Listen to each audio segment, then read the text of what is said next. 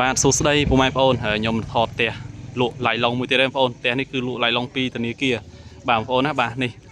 ផ្ទះនេះទាំងពីរនឹងតែម្ដងបងប្អូនណាបាទទាំងពីរនឹងតែម្ដងហើយនៅលើផ្លូវរត់បងប្អូននេះនៅលើផ្លូវរត់8 ម៉ែត្រហើយនេះខ្ញុំឲ្យបងប្អូនមើលបាទផ្លូវអត់ទាល់ទេបងប្អូនណាបាទផ្លូវអត់ទាល់ទេនៅចំពីមុខរោងចក្រនឹងតែម្ដងនេះបងប្អូនបាទនៅចំពីមុខរោងចក្រតែម្ដងគឺមានកម្មករគេបងធ្វើការរាល់ថ្ងៃបងប្អូនណាបាទហើយនៅខាងក្រោយនេះទៀតនេះវាទៅខាងក្រោយទៀតមានរោងចក្រទៀតកម្មកររាប់ពាន់នាក់បងប្អូនបាទផ្ទះគឺធនាគារដាក់លក់ឡៃឡុងបងប្អូនណាបាទនេះទាំងពីរផ្ទះជាប់គ្នានេះតែម្ដងបងប្អូនបាទសាច់ដីដូចជា7ជាងបងប្អូនណាបាទ7ជាងគុណនឹង10ជាងបងប្អូនមាន4បន្ទប់គេងបងប្អូនបាទមាន4បន្ទប់គេងបងប្អូនផ្ទះអាជីវកម្មដាក់លក់ឡៃឡុងតែម្ដងបាទតែនេះហាងឆេងជាង100000បងប្អូនបាទធនាគារលក់តែ70000ទេបងប្អូនណាចឹងបងប្អូនចាប់អារម្មណ៍តាក់ទងមកលើបងប្អូនណាបាទនៅផ្សារបាយចាននឹងតែម្ដងបងប្អូនបាទនៅភូមិតាពាំងកសាំងបាទនៅក្នុង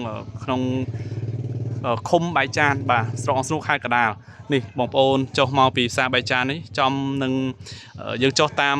មុខក្រាសាំង PT បងប្អូនណាបាទមកពីក្រាសាំង PT ត្រឹម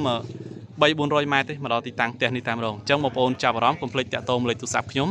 បាទឬជាតាម Telegram បាទអញ្ជើញមកមុនបានមុនបងប្អូនណាបាទផ្ទះនេះមានចំណូលបងប្អូនណាបាទបងប្អូនទិញទៅគឺបើកអាជីវកម្មលក់ដូរបានចឹងបងប្អូនដែលបានជួយមើលចូល share បាទម្នាក់មួយអ្នកពីរបាទសូមអរគុណណាបងប្អូនណាបាទសូមកុំភ្លេចតាក់ទងមកលើមកបាទតន់លក់ឡៃឡុងលក់បតន់បងប្អូនបាទសូមអរគុណបាទសូមគោរពលាបាទ